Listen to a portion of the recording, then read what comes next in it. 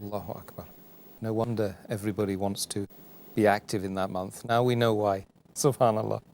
Dr. Zakir, are there any particular activities a Muslim should concentrate upon during this blessed month of Ramadan? And of course, we should relate to you the importance of the fact that our viewers really can gain massive benefit by knowing specific activities they can get involved in, and they can start planning the Ramadan now. Yes, I believe that this is a very good question, because most of the activities we'll be dealing as time goes on in the episode. But just to give a brief outline, I will just specify a few important, because the whole answer will take very long. The few important points that will be noted is that number one, it is the niyyah. The niyyah is very important. The niyyah of fasting should only be for Allah subhanahu wa ta'ala. And for a fasting to be accepted, the niyyah is important. So making the niyyah is very important, without which the fasting will not be accepted. Number two is observing the sunnah of the fast that we'll be dealing in detail in the next few days.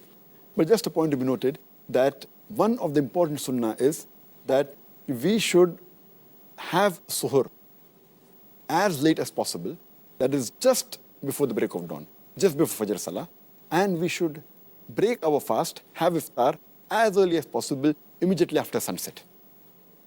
Furthermore, in this blessed month, we should be careful and we should avoid all things which are prohibited, which are haram, and all things which are makruh. And this is the best opportunity where a person, if he has certain activities which are against the Sharia, whether he's doing haram activities or makruh activities, this is the best time he can abstain from it. And that will be a good habit which inshallah he may abstain maybe throughout his life. For example, if a person is habituated to drinking alcohol, if he can abstain from having alcohol from the break of dawn to sunset, he can abstain from it from the cradle to the grave.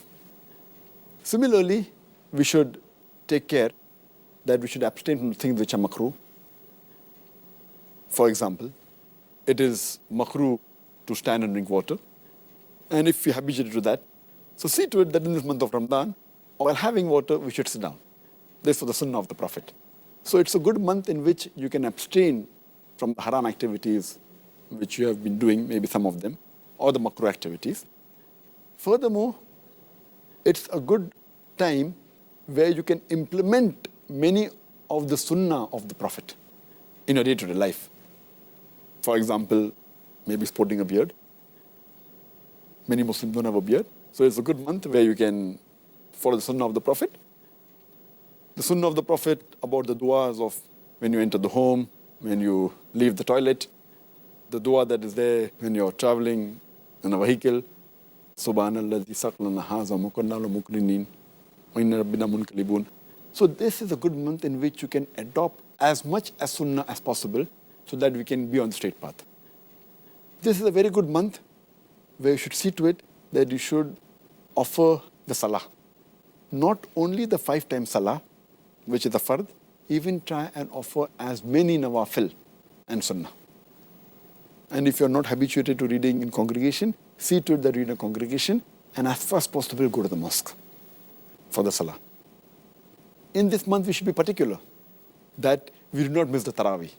Many people think, and it is a fact that it is a sunnah, but many people think that because it is a sunnah, we can miss Taraweeh. Taraweeh is a very important sunnah. Though it's not a fard, but every Muslim should make it a point that as far as possible, they should attend Taraweeh because of the blessings it has. So Taraweeh is very important, which Muslims should never miss. And when we offer Taraweeh, many of us, we rush through Taraweeh because we want to complete the Quran, and many of them read the Taraweeh 100 miles per hour.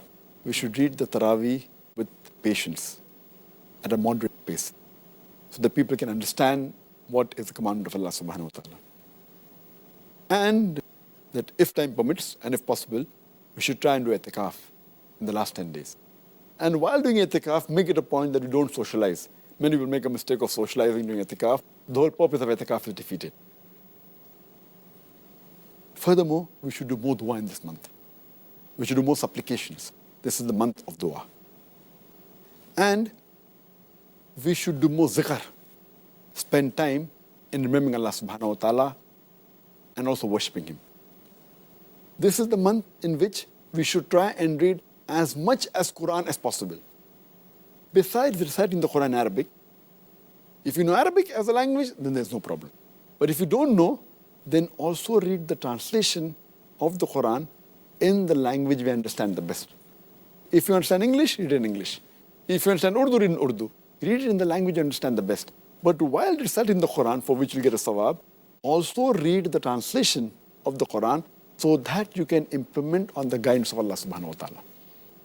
If possible, read the Quran once in every 7 days, or at least read one juz every day so that you complete the Quran at least once in the full month of Ramadan. In this month, try and read as much as hadith as possible. But see to it that you read the authentic hadith. And the best book on hadith is the book of Sahih al-Bukhari. Then is Sahih Muslim. You can read the other Kutub al-Sitta also. But read authentic books on hadith. Read books on the lifestyle and the seerah of the Prophet Muhammad sallallahu alaihi wasallam. See to it that if you have not given the zakat, please give the zakat, which is an obligatory charity. And every rich person who has a saving of more than the nisab level, more than 85 grams of gold, he or she should give 2.5% of his saving every lunar year in charity. That is zakat. And many people, they do not calculate the zakat properly. You make it a point that you calculate the zakat honestly, and it is better to give a little bit more rather than to give less. So calculate it properly and see to it that you give your zakat. And this Ramadan is a month of generosity. It's a month of sadaqah. And you get 10 times more reward for your good deeds. So this is the month where you should do maximum charity. And besides that, we should make it a point that during this month, we should be cheerful. Many of the Muslims, they look dull, they look gloomy. We should be cheerful and happy. And we should give more time to our family. Many times we neglect our family. We should see to it that we give more time to our family and do all these activities collectively. We should also have husn saluk to the people around you. That means we should deal with the other human beings with mercy, with love, with care. If they've done some mistakes, then forgive them. This is a month of forgiveness. If you have done something wrong to them, ask for forgiveness. Live with the people around you with love, care, and with affection. We should do tafakkul. That means ponder on the things. See to it that you plan your month of Ramadan. Plan it properly. And see to it that you do not waste not even a minute, not even a second. This is the month of gaining. And this month is the best month for self-improvement also. And besides that, you should also make it a point to do islah with your other Muslim brothers and sisters. It's also the best month to do dawah. That is, convey the message of Islam to the non-Muslims. So it's my request to the brothers and sisters that plan your month efficiently and see to it that you utilize every second of this blessed month.